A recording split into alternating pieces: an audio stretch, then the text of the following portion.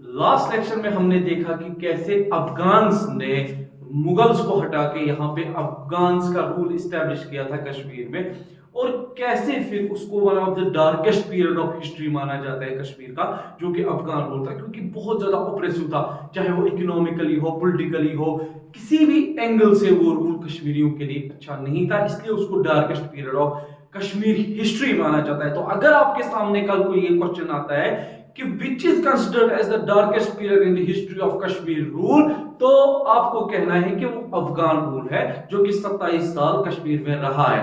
अच्छा, अफगान रूल के बाद क्या होता है, जो कि मैंने आपको एक हिस्ट्री का एक रूल समझाया था, जिसको आप एक हिस्ट्री का पैटर्न बोल सकते हो, कि हमेशा क्या हुआ है कि एक जो पावर होता है उसका राइज होता है, और उसी टाइम जो पावर ऊपर होती है उसका डाउनफॉल होता है। ऑलमोस्ट साइमल्टेनियसली ये हिस्ट्री में एक प्रोसेस चला है। तो हमने देखा कि कैसे मुगल्स का डाउनफॉल स्टार्ट हो गया औरंगजेब के बाद, तो उस टाइम पे अफगान्स का जो राइज हो रहा था अंडर अहमद शाह अब्दाली, उससे पहले नादिर शाह, और अफगान्स के साथ साथ जो एक और पावर राइज हो रही थी, मराठास राइज हो रहे थे, ब्रिटिशर्स राइज हो रहे थे। तो इंडिया की डोमिनेंस के लिए इन तीन पावर्स के बीच में जंग चल रही थी। तो जिस टाइम पे फिर अफगान्स का राइज हुआ, उस टाइम पे यहां से मुगल्स का फॉल हो रहा था, और जब अफगान्स का फॉल होने लगा तो किसका राइज होने लगा? सिख अंपायर का राइज होने लगा। तो महाराजा रंजीत सिंह के अंडर सिख्स ने जो इस्टेब्लिश किया, कश्मीर में अपना रूल इस्टेब्लिश किया। हमने पढ़ा राजा काक डर, और उनके जो बेटे थे वो दो नोबल्स थे, जो रंजीत सिंह के कोर्ट में गए थे लाहौर, और बोला था कि कश्मीर में बड़ा ऑपरेसिव रूल है अफगान्स के अंदर, तो आप प्लीज कश्मीर को कॉन्कर कीजिए। और शुपैन के पास एक डिसाइसिव बैटल हुआ था, जिसमें अफगान्स की डिफीट हो गई थी। तो उसके बाद क्या हुआ, कश्मीर में सिक्स का रूल आया। तो सिक्स का रूल कुछ हिसाब से प्रोग्रेसिव था, कुछ हिसाब से ऑपरेसिव था। और जब महाराजा रंजीत सिंह उनकी डेथ हो गई, तो उसके बाद जो सिख रूलर्स आए वो काफी इनकम्पिटेंट थे, और कश्मीर आहिस्ता आहिस्ता उनके हाथ से निकलने लगा। और वो सर्कमस्टेंसेस कैसे हुई वो हम इस लेक्चर में पढ़ेंगे। तो बेसिकली जब सिख रूल कश्मीर में था, तो दो इंग्लिशमैन, एक मोरक्राफ्ट, एक राइनल राइनल टेलर कश्मीर आते हैं। मोरक्राफ्ट आता है 1835 में, और टेलर आता है 1846 में।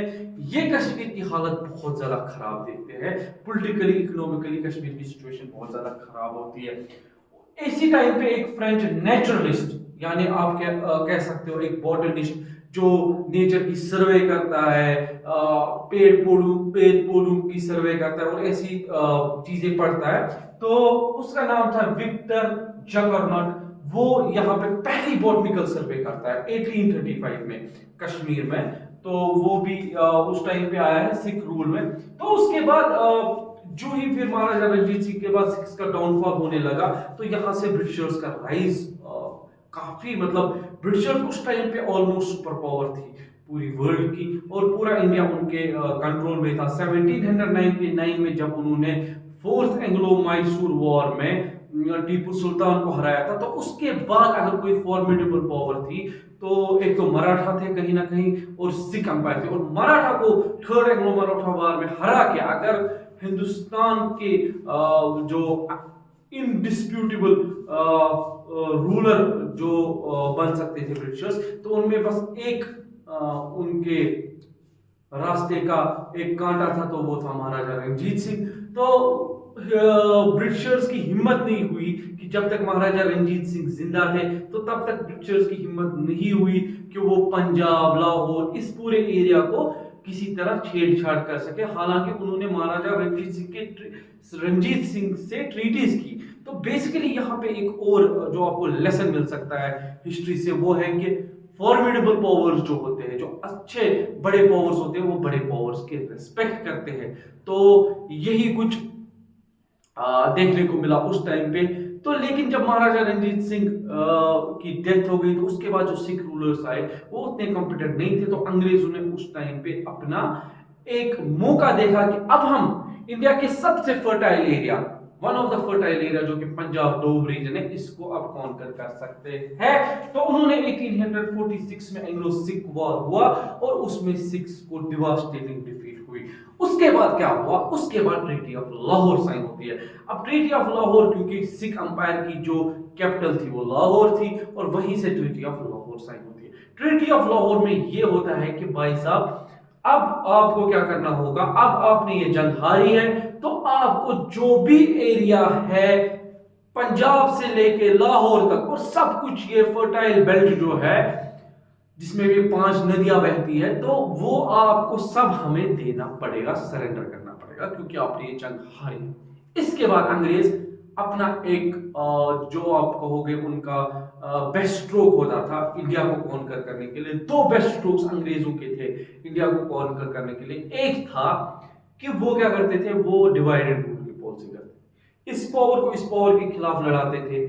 मैसूर को मराठा के खिलाफ लड़ाया, मराठा को हैदराबाद के निजाम के खिलाफ लड़ाया, और एंड पे सबको कॉन्कर किया। और दूसरा उनका जो ये होता था मास्टर स्ट्रोक, वो होता था कि जब भी किसी बैटल में आप हार जाते थे, अगर आपने थर्ड एंग्लो मैसूर वॉर पढ़ी होगी, या आपने मराठास के वॉर पढ़े होंगे, या उससे पहले battle of palace, battle of, जब भी किसी बैटल में आपकी हार होती थी, तो वो क्या करते थे, वो एक बहुत बड़ी प्राइस रखते थे आपके ऊपर कि आपकी वजह से ये वॉर स्टार्ट हुई है। चाहे वो वॉर अंग्रेजों की वजह से स्टार्ट हुई हो, उससे कोई फर्क नहीं पड़ता था, क्योंकि आपने ये वॉर हारी है, ये वॉर आपकी वजह से स्टार्ट हुई है, आप रेस्पॉन्सिबल हो इस वॉर में, जितनी भी डिस्ट्रक्शन हुई है, जितना भी लाइव्स लॉस हुए हैं, वो सब आपके जिम्मे है। तो आपको इतना पैसा पे करना होगा ब्रिटिशर्स के हिस्से में। तो वहां पे क्या होता था कि यूजुअली जो वो अमाउंट चार्ज करते थे वो बहुत ज्यादा होता था। मानो आप, अगर आपने 10 लाख, इनको पता था कि ये इंसान 10 लाख है, ये अंपायर रूलर 10 लाख दे सकता था, 10 लाख दे सकता है, तो ये 10 करोड़ चार्ज करते थे। बिकॉज इनको पैसे से कुछ नहीं करना होता था, इनको बेसिकली क्या करना होता था कि ये क्या करते थे कि अगर आप ये रकम इतनी टाइम पे नहीं दे सकते हो, तो हम आपसे ये सब टेरिटरीज लेंगे। उसके बाद ये कहते थे कि देखो, अब आप ये पैसे नहीं दे पा रहे हो, तो चलो कोई नहीं, हम आपके लिए एक रियायत करते हैं, आप ये टेरिटरीज सरेंडर कर दो। यही इन्होंने हैदराबाद के निजाम के साथ किया, मराठास के साथ किया, मैसूर के साथ किया, बंगाल के साथ किया, मुगल्स के साथ किया, और यही आपके सिक्स के साथ कर रहे थे। तो ट्रीटी ऑफ लाहौर के बाद जब इन्होंने बियाज और सतलुज को सिक्स से सरेंडर कराया, उसके बाद इन्होंने 15 मिलियन रुपीस सिक्स पे चार्ज किए कि आपको वॉर इंडिमनिटी देनी होगी। सिक्स ने कहा हमारे पास पैसा नहीं है, तो कहा कश्मीर, हजारा, गिलगित बल्तिस्तान की आप सारे एरिया सरेंडर कर दो हमारे लिए।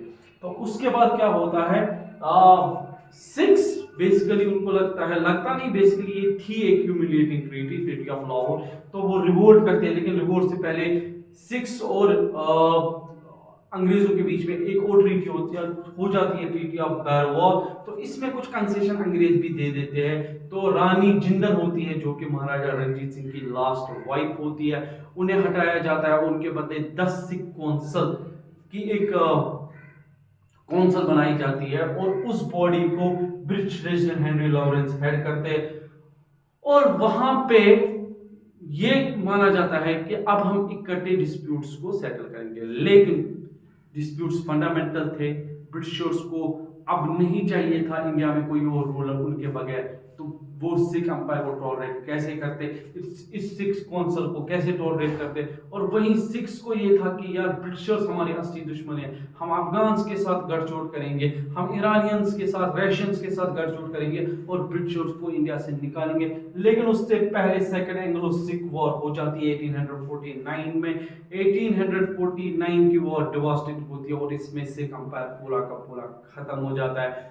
यहां पे एक बंदा पिक्चर में आ जाता है जिसका नाम है महाराजा गुलाब सिंह। महाराजा गुलाब सिंह कौन था? महाराजा गुलाब सिंह बेसिकली एक जनरल था महाराजा रणजीत सिंह की आर्मी में।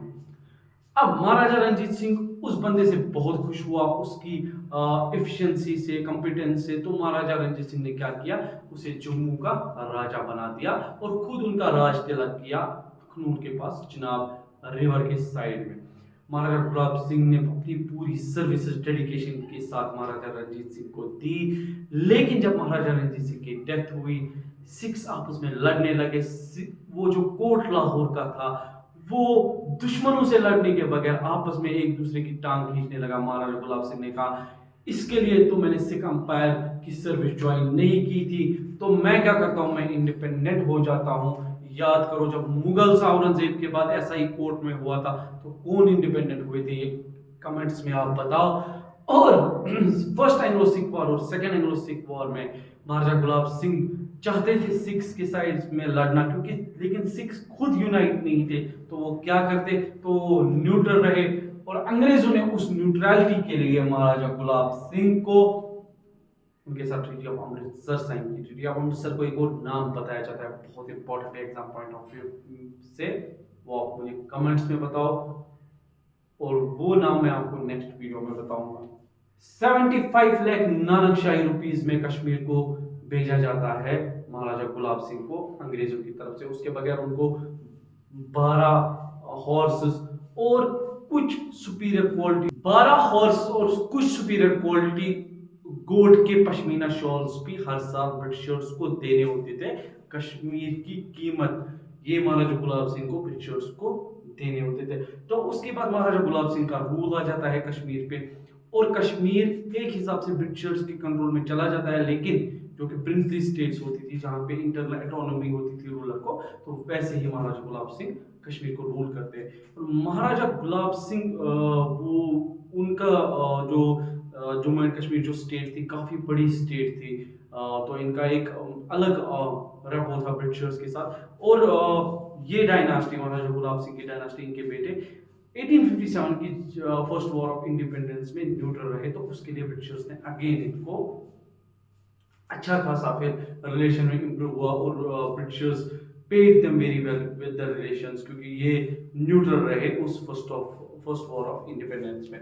और यहाँ पे क्या होता है, जब गुलाब सिंह आते हैं 1846 से 1856 तक इनका रूल होता है, तो पहले ही ये बफ्ट सिस्टम जो टैक्सेस ऑन शॉल होते हैं वो रेगुलेट करते हैं एज पर मार्केट। ये कहते हैं कि अगर एक शॉल 1000 रुपए की बिकती है, तो ऐसा नहीं है कि उस पे 800 रुपए टैक्स होंगे। टैक्स रेगुलेट होते हैं मार्केट प्राइसेस से। अगर आपकी मार्केट प्राइसेस हाई है तो टैक्सेस ऑल्टरनेटिवली वैसे ही होंगे, अगर लो है तो ऑल्टरनेटिवली टैक्सेस लो होंगे।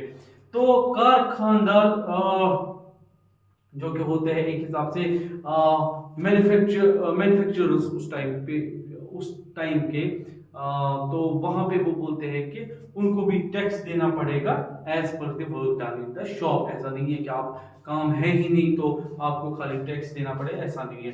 और शागिर्द जो होता था, जो कि एक हिसाब से एम्प्लॉय होता था, उन्हें शागिर्द बोला जाता था।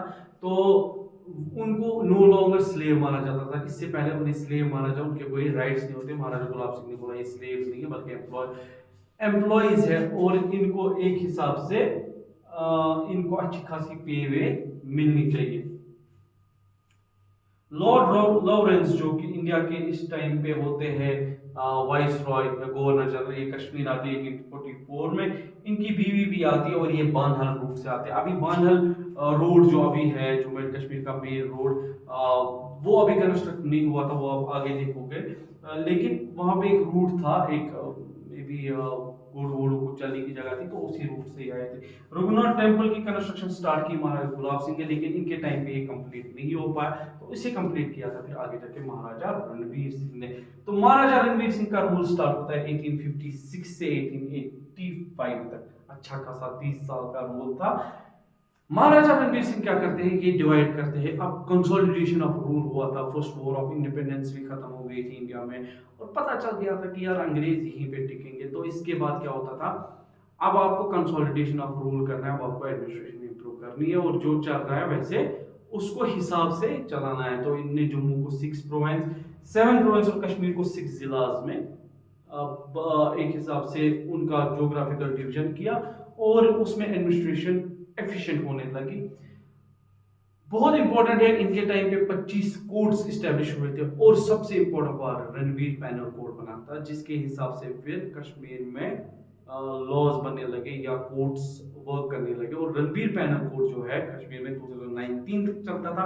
2019 में उसको रिप्लेस किया गया after abrogation of article 370 by IPC.